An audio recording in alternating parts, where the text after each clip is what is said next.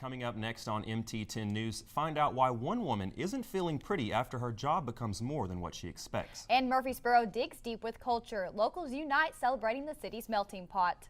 And lightning struck twice this weekend. Find out how the Lady Mocs got caught in the Blue Raider storm. All those stories plus your latest look at weather.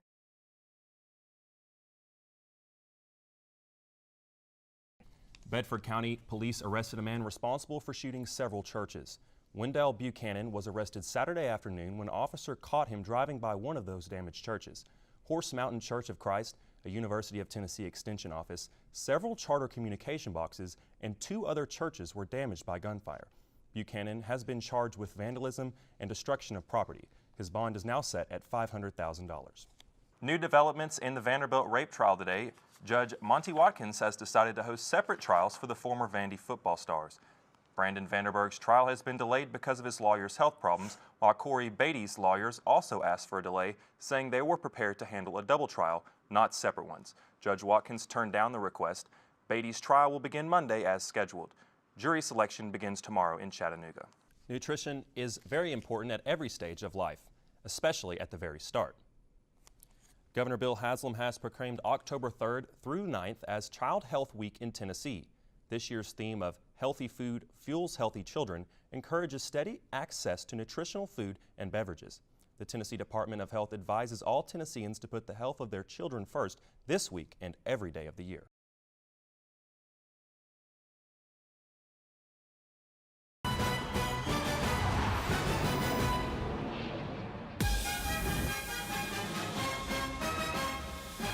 And a big reason for that momentum is coming from the backfield with the transfer from Ole Miss, but he's from right here in Murfreesboro, Itavius Mathers. Mathers is a guy who significantly on homecoming is returning to Murfreesboro. He has been a guy who's really sparked this MTSU offense early on in the season. Look for him to be a playmaker today. Wales picks up about 5.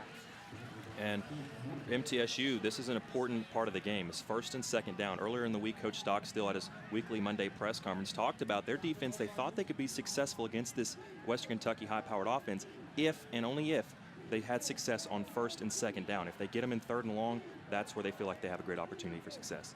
Coming up next on NSCN, your Lady Raiders are conference champs once again. It's playoff time, and we had the highlights just for you. And can Johnny Manziel make his way back to the NFL? All these stories and more, NSCN starts right now. Vic, Josh Richardson, a kind of a surprise as a second-round pick, but boy, has he made an impact out of UT.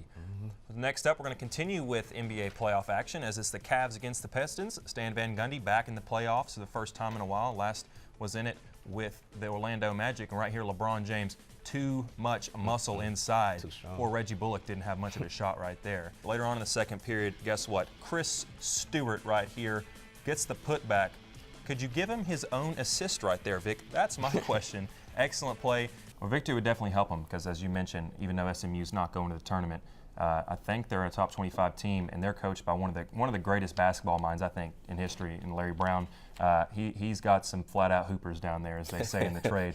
If those guys, were eligible, they'd be making some noise in tournament action. I'm going to go with SMU right here just because of the pure talent. I like Kevin Ollie, but I think it's just a mismatch.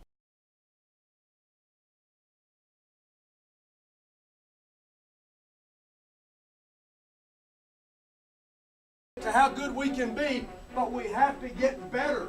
We're going to score when we get out in the open. This team has got a lot of pride, they've got a lot of tradition, not like us, but they ain't going to lay down. They're playing Oak Ridge #1, and this could turn their whole season around. They want to do that. I want to go out there and dominate the first quarter of this game. Dominate it from the first second to the end of the first quarter, and then keep going.